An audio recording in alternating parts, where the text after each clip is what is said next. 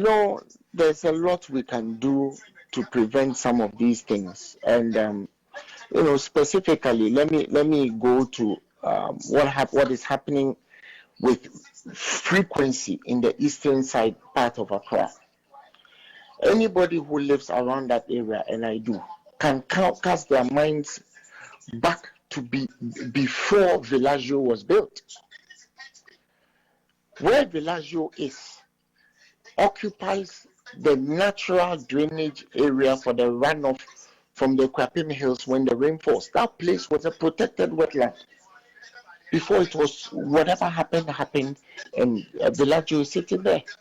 So if you surcharge wetlands and natural drainage areas, that is what will happen.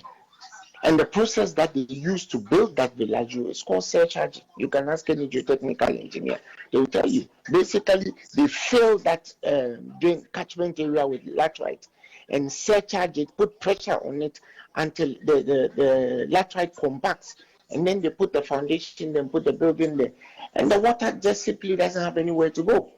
You can bribe building officials, you can bribe ministers, you can bribe presidents, but you can't bribe nature.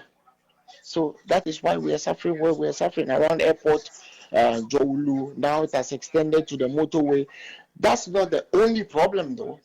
The way people are building, the manner in which they are building, no regulation. Anybody just builds anywhere, no planned areas. That's where we are heading. And if you notice, these things are happening very frequently. The frequency has increased, and we are getting to a point where one fine day we wake up and there will be no eastern side of Accra. It will happen one day. Is it that we are not employing enough technology in dealing with these issues? The technology is there, the knowledge base is there, everything is there. It is corruption. Vilagio should never have been where it is. End of story. I raised this matter as far back as 2008. Go and check. Today, even President Kufuor's house floods. Yesterday, you should have seen what happened at the road that is in front of Naho Clinic. That road has never flooded before, never, ever. And I was born and raised in airport residential area. I still live there. Has never happened before. So where we are going is hallowed ground. Let's keep going. Instead of building roads and repairing roads, let's demolish judges' homes and build cathedrals. Let's spend this country's money by hiring presidential jets and going to sleep wherever we go. Let's keep doing it. One fine day, it will come and carry all of us. Is it not a matter of the weather pattern rather changing than the blockade of water bodies? Because you just admitted that this is the first time you are seeing what happened at Nyaho Clinic area happening, but these buildings have been there for years now. My brother, Vilagio has not been there for years. Vilagio was finished in 2009. You see, let me tell you let me give you an example. Have you ever been to Nzulezu before? No, Rockefeller. Okay. You know where Nzulezu is, right? Yes. Okay. When you go there, you see human beings who respect nature have put buildings on stilts in mangrove swamps, right? They didn't try to fill the mangrove swamp with sand or laterite or block the channels through which the water moves. They are in tune in nature, and these people with nature, and these people built these buildings on these stilts tens and hundreds of years ago. You understand? They are in tune with nature. They live within the confines of nature. We in Accra think that we are so smart, and we are the ones with the engineering, architectural, building knowledge. We rather pour sand into wetlands and natural drainage areas. And that's what it's not a technology issue, it's a corruption issue. It is the people who sit by and give planning permission for things like that to happen. It is the people who close their eyes and pretend like nothing is happening. It's the people who sold those places to the developers. They are the cause of the problem. It's not a technology issue. It has nothing to do with technology. Technology can fix the problem, but it's going to cost money. That natural drainage area, those wetlands should be redesigned, and somebody should pay for it. Maybe we should ask the people who own Vilagio to pay for it. And trust you me, I have been an engineer for 25 years.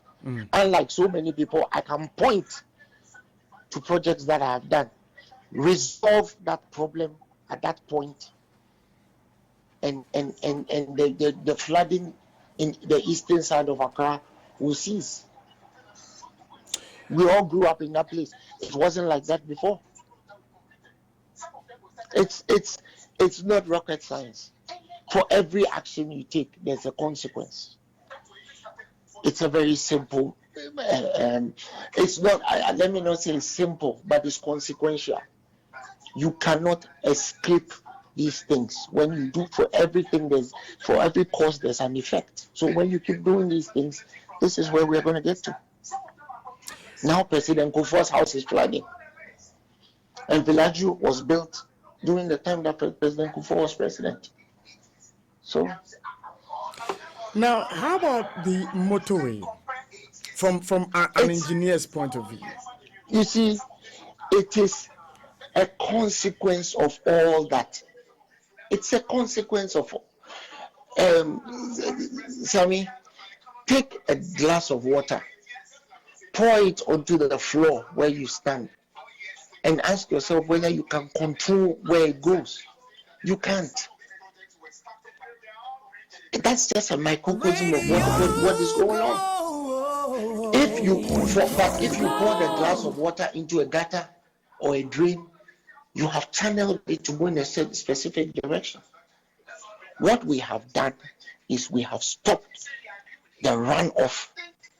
When it rains from the Kwapim Hills, it comes down through Oyarifa, Ligon, it comes down. We have not been able to keep that natural drainage and that natural reservoir that God gave us. We have surcharged it. That is the problem. It's as simple as that. I don't know how else I can put it. And you can ask anybody who lived their youthful years in that area. Ask them whether the place used to flood. It wasn't flooding. Another problem is the Accra Mall, but it's less of a problem than Vilagio. Okay, so let me read a comment from one of our viewers. He's asking the question. He's called Ozo Mensa. He's asking that all these areas that you talk about, you have been in power and you have seen these areas and the buildings that have sprung up. What did you do about it? Me? Yes. I was the chief executive of Free Zones Board. I wasn't paid to stop people from building the wrong place. That was not my designation. Yes, I'm sure the person will then go ahead to ask, did you raise the same germane concerns you're raising today? I have checked the record. You can ask some of your predecessors. Ask Sweeney, ask Kwadwo Boafo, ask some of the hosts of the other programs. I went on a crusade to talk about, listen, there's another reservoir, opposite Opebia House. Opposite Opebia House. There's another reservoir there. You see, there are flats inside that reservoir. Flats inside that. All those buildings were built at the same time. Listen, you can't keep cheating nature. It's as simple as that. You can't keep cheating nature. You can't bribe nature. You can't bribe the rain. You can't bribe officials at the town and country. You can't bribe the rain. You can't bribe the clouds. We are where we are because of irresponsibility and corruption, official corruption. So we just have to live with it. One day, if there is a government, whether it is NDC or MPP, who decide to deal with that problem, maybe we'll get a solution. If not, one fine day, the whole of the eastern side of Accra will not be there. If you are lucky and you are not there when it happens, great. If you are there when it happens, when you meet Jesus, say hi.